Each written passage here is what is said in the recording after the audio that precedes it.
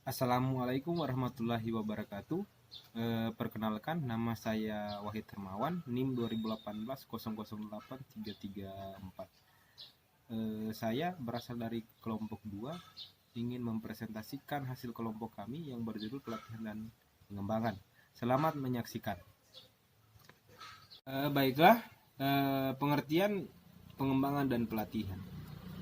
Pengembangan atau development diartikan sebagai penyiapan individu untuk memikul tanggung jawab yang berbeda atau lebih tinggi dalam sebuah organisasi. Menurut Edwin B. Filippo, pelatihan merupakan suatu usaha peningkatan knowledge dan skill seorang karyawan untuk menerapkan aktivitas kerja tertentu. Sedangkan menurut Bernard, Dean, dan Russell 2013, pelatihan merupakan setiap usaha untuk meningkatkan kinerja karyawan atau pegawai pada pekerjaan yang dipegangnya saat ini atau yang terkait dengan pekerjaannya. Kemudian yaitu dua cara aktivitas pengembangan yang dapat membantu mengurangi pergantian karyawan. Yang pertama yaitu dengan menunjukkan kepada karyawan bahwa perusahaan ini melakukan investasi dalam pengembangan keterampilan karyawan. Artinya kita memposisikan karyawannya sebagai aset sebuah perusahaan. Jadi dengan posisi tersebut diharapkan ke depannya karyawan itu akan memilih bertahan karena dia diperlakukan baik. Bukan sekedar dia dianggap sebagai pekerja yang bebas diperas keringat, tapi dia diperlakukan sebagai aset yang sangat bermanfaat untuk perusahaan. Yang kedua yaitu dengan mengembangkan manajer yang dapat menciptakan lingkungan kerja yang positif yang membuat karyawan ingin pergi kerja dan berkontribusi. Kondisi manajemen yang positif, lingkungan yang positif, siapapun yang terlibat di situ, siapapun coba masuk di situ pasti akan nyaman. Kata nyaman tersebut yang kemudian yang harus dipegang teguh oleh sebuah perusahaan. Ketika iklim dalam sebuah perusahaan itu nyaman, kondusif, maka karyawan itu akan semangat untuk bekerja, akan lebih berkontribusi tentunya dalam mengembangkan perusahaan tersebut. Kemudian itu manfaat pelatih. Menurut Sondang, manfaat itu dibagi menjadi beberapa. Ada 3 pihak yang kemudian akan menerima manfaat dari sebuah pelatihan. Yang pertama tentunya organisasi atau perusahaan di mana pelatihan tersebut dilakukan. Yang pertama itu peningkatan produktivitas kerja organisasi. Kemudian itu terwujud hubungan yang serasi antara bawahan dan atasan. Yang ketiga itu meningkatkan semangat kerja seluruh karyawan dalam organisasi. Dan keempat yaitu memperlancar jalannya komunikasi yang efektif. Sedangkan manfaat untuk individu atau karyawan itu bisa membantu karyawan tersebut membuat keputusan dengan lebih baik. Artinya dia bisa melihat sebuah masalah ataupun misalnya kebijakan dengan logis. Dia bisa membedakan kemudian mana kondisi-kondisi yang memang berdampak positif bagi perusahaan dia bekerja. Yang selanjutnya itu meningkatkan kepuasan kerja. Yang ketiga, semakin besar pengakuan atas kemampuan seseorang. Yang terakhir itu mengurangi ketakutan menghadapi tugas baru di masa yang akan datang.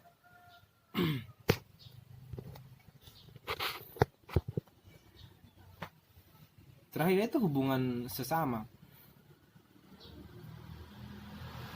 Terjadinya proses komunikasi yang efektif memang ini hal yang sangat otomatis terjadi ketika pelatihan itu dilaksanakan. Akan terjadi sebuah proses komunikasi yang efektif. Karena dalam sebuah pelatihan kita tidak hanya diajar untuk bagaimana bekerja dengan baik, tapi kita juga diajar bagaimana membangun sebuah komunikasi yang efektif, public speaking dan sebagainya. Yang kedua yaitu adanya persepsi yang sama tentang tugas-tugas yang harus diselesaikan. Yang kemudian yaitu ketaatan semua pihak terhadap ketentuan yang bersifat normatif. Yang terakhir itu terdapat iklim yang baik bagi pertumbuhan seluruh karyawan. Baik, selanjutnya yaitu tentang 4 karakteristik yang membedakan perusahaan dengan praktik pelatihan. Yang pertama yaitu manajemen puncak berkomitmen terhadap pelatihan dan pengembangan. Yang kedua yaitu pelatihan dikaitkan terhadap strategi dan tujuan bisnis terkait dengan hasil karyawan lini bawah. Yang ketiga yaitu lingkungan organisasi kaya dengan umpan balik, menekankan perbaikan terus-menerus dan menyediakan kesempatan belajar. Yang terakhir yaitu ada komitmen untuk menginvestasikan sumber daya yang perlu, menyediakan dana dan waktu yang cukup untuk pelatihan. Manfaat pengembangan. Menurut Minor, manfaatnya dibagi sejumlah pihak. Bagi bisnis, menaikkan produktivitas dan kinerja pekerja. Yang berikutnya yaitu meningkatkan atensi pekerja. Yang ketiga yaitu menjamin tersedianya tenaga kerja yang baik karena reputasinya yang baik. Yang terakhir yaitu menambah motivasi dan komitmen terhadap nilai dan visi perusahaan atau organisasi. Sedangkan bagi karyawan, ini manfaatnya yaitu membantu pekerja berkembang, kemudian memelihara keahlian yang mutakhir, yang kemudian meningkatkan keterlibatan dalam pengambilan keputusan dan pengelolaan, dan kemudian membuat karyawan dikenal publik dan memberi akses kepada informasi. Sedangkan bagi pemimpin tim, manfaat pengembangan itu yang pertama yaitu mendukung tanggung jawab kepemimpinan bersama, kemudian memberi kepuasan terikat karyawan berkembang, kemudian meningkatkan reputasi pengembangan karyawan, dan terakhir memberi banyak kesempatan untuk delegasi. Menurut Henry Shimamura, manfaat program pelatihan dan pengembangan yang pertama yaitu meningkatkan kualitas dan kuantitas produktivitas, yang kedua yaitu mengurangi waktu belajar yang diperlukan karyawan untuk mencapai standar-standar kinerja yang diterima, yang ketiga yaitu menciptakan sikap loyalitas dan kerjasama yang lebih menguntungkan, yang keempat yaitu memenuhi persyaratan perencanaan SDM, yang kelima yaitu mengurangi jumlah dan biaya kecelakaan kerja, dan yang terakhir yaitu membantu karyawan dalam meningkatkan dan mengembangkan kepribadian mereka. Sedangkan ini mitos-mitos tentang pelatihan menurut Shawn Doyle 2006. Yang pertama yaitu pelatihan tidak perlu, yang kedua yaitu pelatihan hanya sebuah peristiwa, yang ketiga yaitu pelatihan hanya diperlukan ketika seorang berada dalam peran baru atau memangku tanggung jawab baru, atau yang sering kita katakan jabatan-jabatan baru dalam satu organisasi. Yang keempat yaitu pelatihan itu formal dan dilakukan di dalam kelas. Padahal kan sebenarnya pelatihan itu di luar atau sifatnya outdoor, yang dalam prosesnya informal, santai, dan bisa berdiskusi apa adanya, bisa berdiskusi secara alami. Kemudian hadir sebuah pertanyaan, kapan pelatihan diperlukan? Menurut Shawn Doyle 2006, pelatihan itu diperlukan ketika karyawan baru dipekerjakan, yang kemudian itu ketika ada masalah tentang kinerja, yang ketiga yaitu ketika pelatihan merupakan bagian dari rencana pengembangan. Artinya ini sudah didesain dari awal, direncanakan dari awal, bahwa ternyata perusahaan ini sadar bahwa pelatihan itu sangat diperlukan, bukan saja berbicara tentang kelangsungan organisasi, tapi juga berbicara tentang peningkatan kualitas dan kapasitas karyawan atau individu dalam satu organisasi. Kemudian yaitu ada yang tentang ketika ada perubahan besaran di sebuah organisasi. Ini dalam setiap perubahan tentu ada masa transisi. Masa transisi inilah yang kemudian kadangkala dalam satu posisi tertentu kita kewalahan atau kesusahan untuk menentukan siapa yang berhak atau siapa yang punya kapasitas di bidang itu. Olehnya itu sangat diperlukan pelatihan untuk bukan saja meningkatkan tapi juga menyaring siapa-siapa yang kemudian cocok untuk menempati sebuah posisi atau jabatan tertentu. Dan berikutnya ketika ada proses dan prosedur baru, ini tentu jelas. Ketika kita ada produk baru, proses baru, entah itu di dalam proses produksinya dan juga dalam proses manajemen perusahaannya, ini butuhkan pelatihan-pelatihan sehingga kemudian karyawan-karyawan itu paham apa yang akan dilakukannya dalam sebuah organisasi tersebut. tidak akan salah kaprah mengenai kebijakan baru misalnya, atau administrasi baru misalnya, atau manajemen baru. Dan terakhir itu ketika para pekerja meminta. Kita sama-sama ketahui ketika misalnya pekerja itu meminta atau membutuhkan sebuah pelatihan, dia tentu sadar bahwa pelatihan tersebut memang penting, mengingat kapasitas dan kualitas sebuah karyawan, misalnya kapasitas dan kualitas karyawan memang harus di-upgrade terus, apalagi ketika berhadapan dengan sistem dan mekanisme baru, teknologi baru dan sebagainya. Pekerja tentu sadar karena mereka yang pada saat itu berada di lapangan, sadar dengan sejauh mana mereka memahami misalnya perubahan teknologi misalnya, atau misalnya mekanisme pasar baru. Mereka sadar di situ, olehnya itu mereka berhak meminta kepada manajemen misalnya, tolong diadakan sebuah pelatihan. Dan tentunya perusahaan harus memfasilitasi itu, karena ketika mereka tidak memfasilitasi, ya ini akan berdampak lagi terhadap kinerja karyawan ataupun pekerja. Kemudian tren pelatihan. Yang pertama yaitu ada yang namanya hiperkompetisi. Kompetisi yang berlebihan. Ada satu situasi di mana dalam sebuah pelatihan itu anggota-anggota atau peserta yang terlibat dalam satu pelatihan, ada semacam kompetisi yang lumayan akut untuk memperebutkan siapa yang paling bisa dipandang oleh sebuah perusahaan, karena entah dia memamerkan kecakapan khususnya atau apapun itu, sehingga menurut dia perlu untuk menunjukkan bahwa saya ini sebenarnya memiliki kemampuan seperti ini. Tapi kan tujuan dari sebuah pelatihan sebenarnya bukan itu.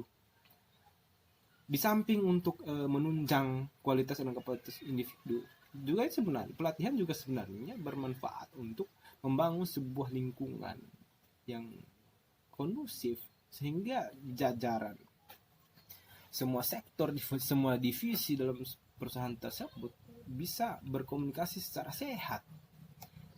Jika misalnya hiperkompetisi ini dibudayakan dalam satu organisasi, saya yakin ini tidak sehat. Artinya ada semacam perebutan pengakuan atau perebutan posisi, sehingga dia berpikiran saya harus menunjukkan kemampuan maksimal saya, walaupun itu sebenarnya dilakukannya dengan cara-cara yang tidak sehat. Yang kedua yaitu pergeseran kekuatan kepada pelanggan. Yang ketiga kolaborasi lintas batas organisasi dan geografis. Yang keempat yaitu kebutuhan untuk mempertahankan tingkat talenta yang tinggi.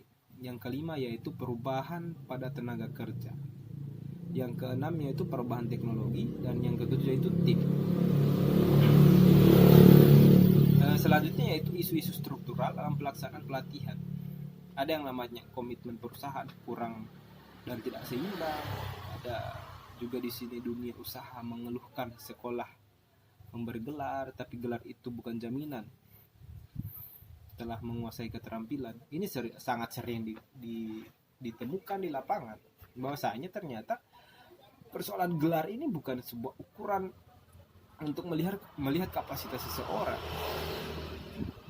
Bahwa ternyata banyak kemudian orang-orang yang memiliki gelar ini tidak mampu mempertanggungjawabkan gelar tersebut. Akhirnya di pekerjaan mereka kewalahan dalam menghadapi atau menyelesaikan beban pekerjaan. Yang kemudian yaitu akumulasi anggaran dunia bisnis untuk pelatihan tidak memadai. Persoalan dana memang persoalan yang sangat substansial untuk menunjang sebuah program kerja ataupun hal-hal yang mengenai pengembangan perusahaan. Mengingat dalam dunia bisnis, faktor anggaran itu faktor penentu. Bukan hanya berbicara kita memperkaya diri, tapi juga mengembangkan perusahaan. Diperlukan dana-dana yang kemudian bisa menutupi kebutuhan-kebutuhan fisik, material, maupun secara non-material.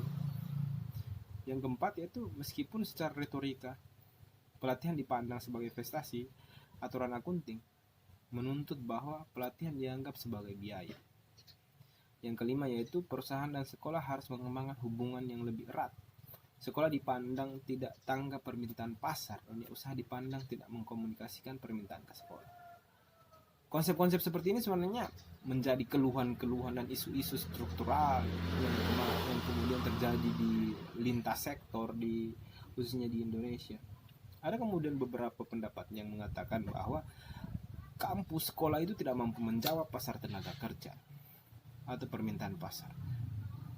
Hal ini yang kemudian mendorong beberapa pengusaha untuk mengadakan sebuah pelatihan-pelatihan yang fungsinya itu untuk mengakomodir kepentingan pasar, kepentingan perusahaan, sehingga hadirnya tenaga kerja tersebut betul-betul berfungsi untuk mengkualitaskan perusahaan, meningkatkan produktivitas perusahaan. Kemudian pelatihan berdaya ungkit tinggi, in-house training IHT dapat berupa kegiatan on the job training OJB, seminar lokakarya, pelatihan internal perusahaan, dan pelatihan berbasis komputer yang sumbernya berasal dari dalam perusahaan. External training terdiri dari kursus-kursus, seminar, dan lokakarya yang diselenggarakan oleh asosiasi profesional, lembaga pendidikan, trainer profesional yang dilakukan pihak lain di luar perusahaan. Baik, itulah yang kemudian presentasi dari saya,